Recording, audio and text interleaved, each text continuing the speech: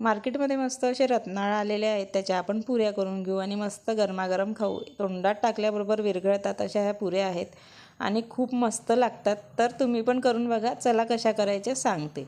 तर रत्नाळ घ्यायचे आणि कुकरमध्ये 2 ते 3 शिट्ट्या घ्यायच्या आणि पुऱ्या करण्यासाठी मोठेच रत्नाळ घ्यायचे.